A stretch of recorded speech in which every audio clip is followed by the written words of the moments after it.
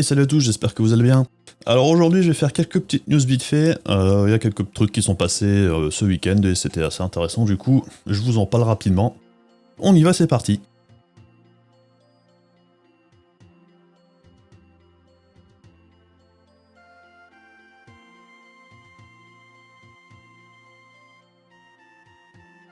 Alors on commence avec la fameuse, celle qui s'est fait repousser une paire de fois et qui dernièrement avait été reportée indéfiniment.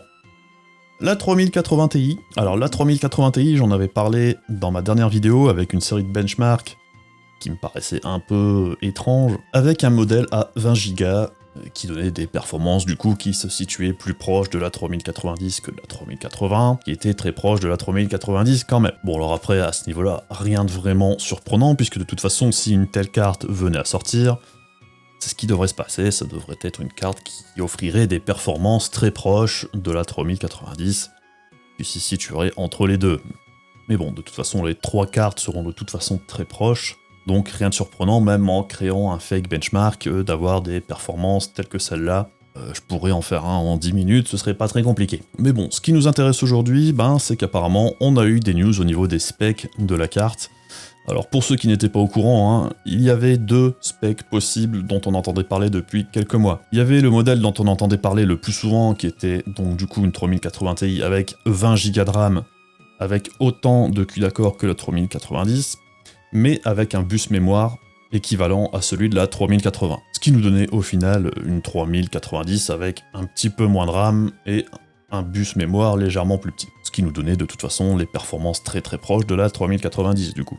Donc c'est le modèle dont on entendait parler le plus tout simplement parce que c'était aussi un peu l'héritier de la 3080 20 Go de RAM qui était prévu au tout début de la gamme Ampère et qui a été annulé au mois de décembre environ. Mais à côté de ça, on entendait aussi parler d'une 3080 Ti avec des specs différentes qui étaient possibles. Du coup, une 3080 Ti avec 12 Go de RAM. 12 Go de RAM avec un bus mémoire pour le coup complet, du coup, équivalent à celui de la 3090, et légèrement moins de QI d'accord. Bon alors, légèrement moins de QI d'accord, on va regarder ça tout de suite. Donc c'est une news relayée par Videocard et par copie de 7kimi, comme bien souvent nous fait les leaks pour tout ce qui est Nvidia, et généralement ces infos sont plutôt correctes. On verra bien si ce sera le cas ici. Toujours est-il que du coup on a au niveau des QI d'accord, on passerait de 10 496 pour la 3090 à 10 240 pour la 3080 Ti, contre 8 704 pour la 3080. Bon alors, quand on voit déjà le peu de différence qu'il y a entre la 3080 et la 3090 au final en jeu, c'est 10% quand on est en dessous de la 4K, au-dessus de ça c'est 15 dans le meilleur des cas, dans le meilleur des scénarios qui n'arrivent quand même pas très souvent. Donc du coup, une 3080 Ti, 12 Go avec juste environ 250 QI d'accord en moins, autant dire que ça changera absolument rien. Les 12 Go de RAM, ce serait pas très impactant dans la configuration actuelle, puisque de toute façon déjà les 10 Go, pour les maxer, il y a vraiment très peu de jeux qui en sont capables, même si ça risque de changer par la suite, mais pour l'instant 10 Go c'est encore suffisant. Et donc du coup on aurait peut-être cette carte à 12 Go qui apparemment, aux dernières rumeurs, serait prévue pour le mois d'avril. Alors avril, on sait pas quand exactement, on a juste eu des bruits de couloir comme quoi ce serait pour avril. Alors personnellement, je me doute bien que ce modèle-là, ça n'arrangerait pas beaucoup ceux qui attendaient le modèle à 20 Go, évidemment, puisque bon, ce qui est vu comme une faiblesse de la 3080, c'est sa quantité de RAM. En avoir plus, c'est bien, mais par contre, juste 2 Go de plus, pour 300 € de plus minimum, ça fait cher le giga de RAM. Mais bon, comme je le disais dans ma vidéo précédente, la 3080 Ti à 20 Go de RAM, je la voyais mal placée à 1000 $ au final, puisque quel intérêt pour Nvidia d'avoir une 3080 Ti avec 20 Go de RAM à 1000 balles et une 3090 à 1500, 1600 avec 24 Go, ça n'avait aucun sens. Et si Nvidia voulait vraiment une carte à placer en face de la 6900 XT, du coup à 1000 $, une carte à 12 Go de RAM malgré tout plus puissante en 4K que la 6900 XT avec un meilleur ray tracing et compagnie, ça a plus de sens qu'une carte à 1000 $ avec 20 Go de RAM. Donc bon, ça fera peut-être pas plaisir à grand monde pour ceux qui attendaient cette carte-là. Du coup, je pense qu'il y en a beaucoup qui se reporteront du coup soit vers le modèle le moins cher, qui est la 3080, qui au final sera vraiment très proche également, ou ceux qui veulent une carte plus puissante se tourneront plus facilement du coup vers une 3090. Et donc autre news, toujours en rapport avec les GPU, et là on reparle de minage de crypto-monnaies,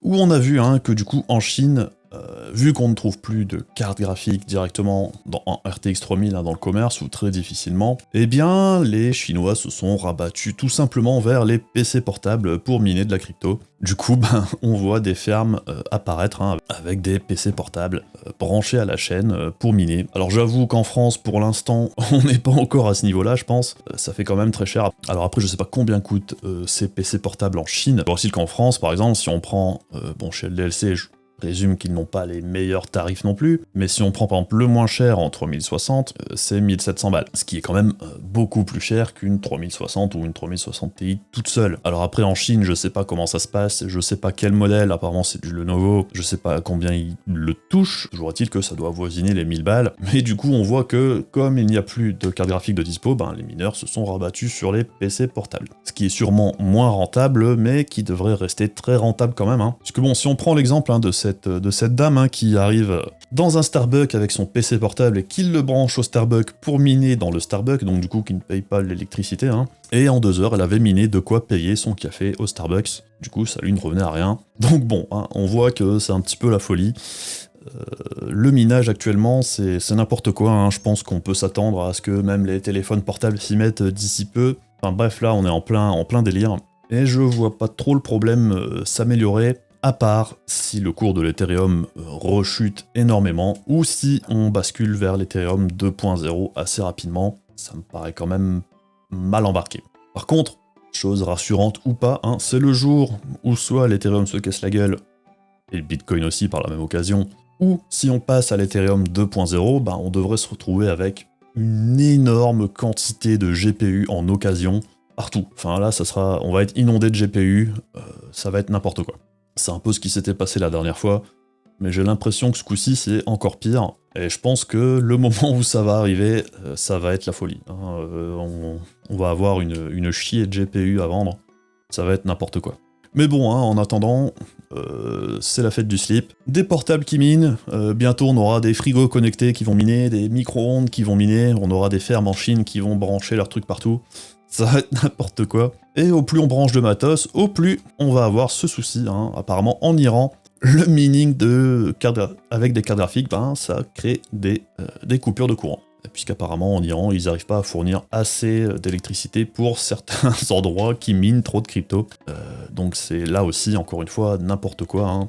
On est parti dans un délire, là, c'est la folie. Alors après, ça peut se comprendre, puisque bon, le minage actuellement est vraiment hyper rentable. Je pense qu'on est à des niveaux qu'on n'avait pas connus depuis très très longtemps. Je sais pas si on a égalé le taux qu'on avait en 2017, mais on doit pas être loin. Donc on verra ce que ça donne. Toujours est-il que c'est pas surprenant qu'on trouve pas de carte graphique dans le commerce quand on voit le nombre de cartes graphiques qui passent dans les rigs de minage. Et je dirais même que c'est surprenant à quel point les mineurs de crypto n'ont aucune difficulté à trouver du matos. À mon avis, ils se fournissent directement soit chez les fabricants, soit chez les grossistes. Enfin, il doit y avoir un marché parallèle là-dessus, et ils achètent en grosse quantité d'un coup, ce qui fait que certains fabricants ou revendeurs, ça les arrange bien de se débarrasser d'une grosse quantité de cartes graphiques pour pouvoir ensuite revendre les miettes qui restent beaucoup plus cher aux clients qui du coup n'ont pas d'autre choix que soit d'acheter très cher ou d'attendre. Donc c'est vraiment une situation de merde, et à mon avis on n'est pas prêt de voir ça s'arranger si le cours des crypto-monnaies continue d'augmenter, principalement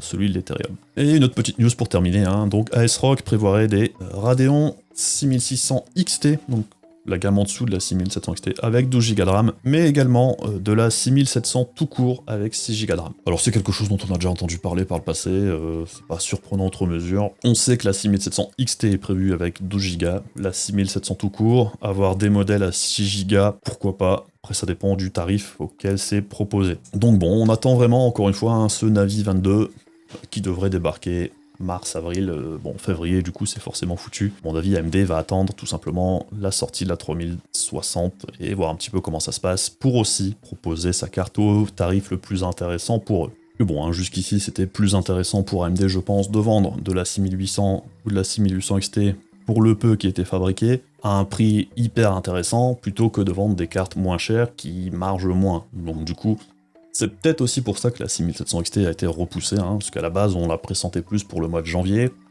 On sait que Navi 22 était prêt, entre guillemets, un mois après Navi 21, donc dans la logique, on s'attendait à ce qu'elle sorte un mois ou deux après la mise en route des 6800.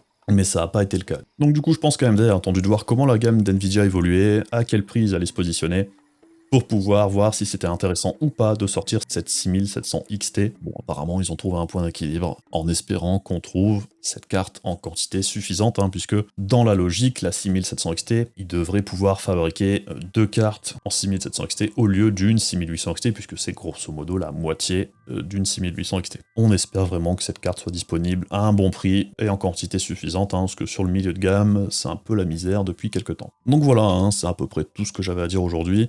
J'espère que ça vous a apporté des petites infos intéressantes. Comme d'habitude, hein, n'hésitez pas à laisser des commentaires si vous en avez, n'hésitez pas également à venir me voir sur le stream si vous avez des questions à me poser, y a pas de souci. Et puis du coup, ben c'est tout pour aujourd'hui. Des bisous, à la prochaine, salut!